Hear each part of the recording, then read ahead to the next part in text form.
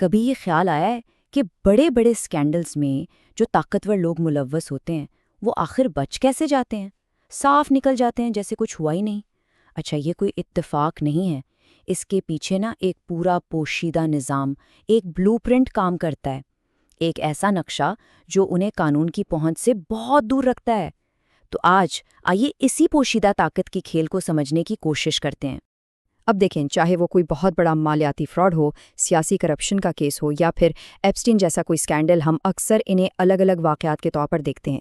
لیکن کیا ہو اگر ان سب کے پیچھے ایک ہی پلے بک، ایک ہی طریقہ کار کام کر رہا ہوں؟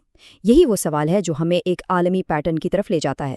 ایک طرف تو ہم ایپسٹین جیسے معاملات کو دیکھتے ہیں اور سوچتے ہیں کہ یہ بس کچھ برے لوگوں کا کام ہے، لیکن دوسری طرف ایک گہری حقیقت چھپی ہوئی ہے۔ یہ اسکینڈل صرف چند لوگوں کی برائی کا نتیجہ نہیں ہے، بلکہ یہ ایک ایسے سسٹم کی پیداوار ہے جو اداروں پر قبضہ کر لیتا ہے اور ہر قیمت پر خاموشی کو یقینی بناتا ہے۔ اور سب سے خطرناک بات یہ ہے کہ یہ ایک ایسا ماڈل ہے جسے کہیں بھی کسی بھی معاشرے میں دہرایا جا سکتا ہے۔ تو اس تجزیے میں ہم کیا دیکھیں گے؟ سب سے پہلے ہم اس عالمگیر بلو پرنٹ کو سمجھیں گے، پھر یہ دیکھیں گے کہ آخر ایک پورے نظام پر قبضہ کیا کیسے جاتا ہے۔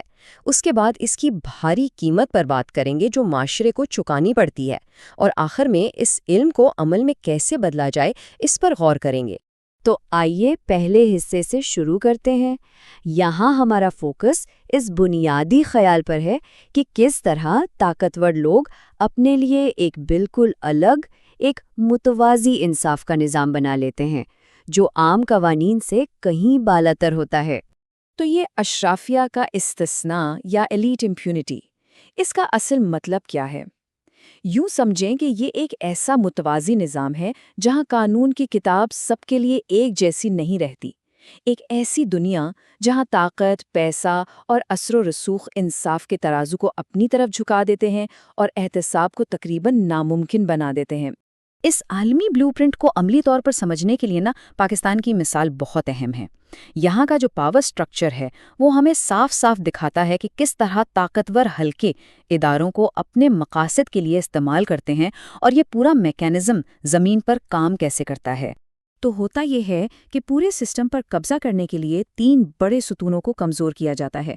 سب سے پہلے قانون نافذ کرنے والے ادارے، جن کا کام عوام کی حفاظت کرنا ہے، وہ بااثر لوگوں کے محافظ بن جاتے ہیں۔ پھر آتی ہے بیوروکریسی، جو شفافیت کے بجائے رازداری کی دیواریں کھڑی کر دیتی ہے تاکہ مجرموں کو پناہ مل سکے۔ اور آخر میں عدلیہ، جہاں سیاسی سمجھوتے انصاف کی امید کو ہی ختم کر دیتے ہیں۔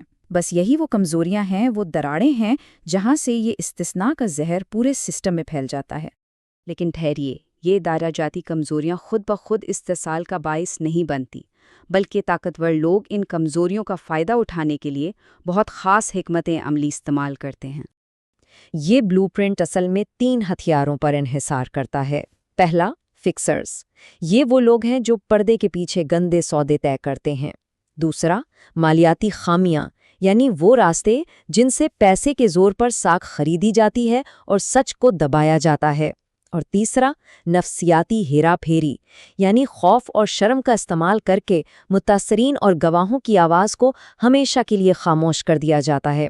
یہ تینوں مل کر استثناء کا ایک ناقابل تسخیر قلعہ بنا دیتے ہیں۔ اب سوال یہ پیدا ہوتا ہے کہ اس سب سے عام آدمی کو کیا فرق پڑتا ہے؟ یہ سمجھنا بہت ضروری ہے کہ اشرافیہ کا استثناء صرف چند لوگوں کا مسئلہ نہیں ہے، یہ پورے معاشرے کی جڑوں کو کھوکھلا کر دیتا ہے۔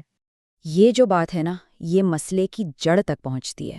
جب لوگ بار بار دیکھتے ہیں کہ طاقتور ہمیشہ بچ نکلتے ہیں تو وہ ان اداروں پر یقین کرنا ہی چھوڑ دیتے ہیں جنہیں ان کی حفاظت کے لیے بنایا گیا تھا، اور اعتماد کی یہی ٹوٹ پھوٹ کسی بھی معاشرے کی بنیادوں کو ہلا کر رکھ دیتی ہے۔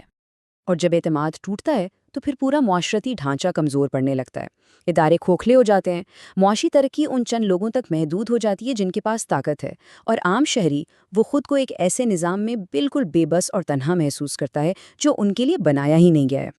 اور یہ اعتماد کا خاتمہ سب سے زیادہ ان اداروں میں ہوتا ہے جن پر انصاف کی ذمہ داری ہے۔ عدلیہ، جو آخری امید ہونی چاہیے، سب سے پہلے عوام کا بھروسہ کھوتی ہے۔ اس کے بعد قانون نافذ کرنے والے اور بیوروکریسی آتے ہیں۔ یہ صرف اعداد و شمار نہیں ہے، یہ ایک معاشرے کے بنیادی ستونوں میں پڑنے والی دراڑوں کی کہانی ہے۔ اچھا، تو اب مسئلے کو سمجھنے سے آگے بڑھتے ہیں اور اس کے حل کی طرف دیکھتے ہیں۔ صرف اس بلو پرنٹ کو جان لینا کافی نہیں ہے، ہمیں اس کا مقابلہ کرنے کے لیے ایک جوابی بلو پرنٹ بھی بنانا ہوگا۔ لیکن اچھی خبر یہ ہے کہ امید باقی ہے۔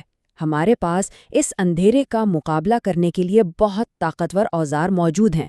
ڈیجیٹل شفافیت سے بدعنوانی کے پورے نیٹ ورک کو بے نقاب کیا جا سکتا ہے۔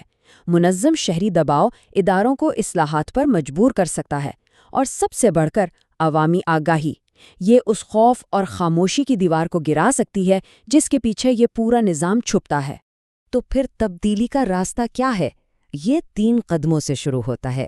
پہلا، اپنے ارد گرد کی ناانصافی کو ریکارڈ کریں، اسے دستاویز کریں۔ دوسرا، احتساب کا مطالبہ کرنے کے لیے دوسروں کے ساتھ متحد ہوں۔ اور تیسرا، اس بلو پرنٹ کے بارے میں اپنے حلقے میں بات کریں تاکہ بیداری کی ایک لہر پیدا ہو۔ تبدیلی کا آغاز یہیں سے، ان چھوٹے قدموں سے ہوتا ہے۔ تو اب یہ سوال ہم سب کے لیے ہے، جب ہم اس بلو پرنٹ کو جان چکے ہیں تو کیا ہم اپنے ارد گرد، اپنی کمیونٹیز میں اس کے نشانات پہچان سکتے ہیں؟ کیونکہ یاد رکھیں، جس چیز کو پہچانا جا سکتا ہے صرف اسی کو بدلا جا سکتا ہے۔ ان پیٹرنز کو پہچاننا ہی انہیں توڑنے کی طرف پہلا اور سب سے اہم قدم ہے۔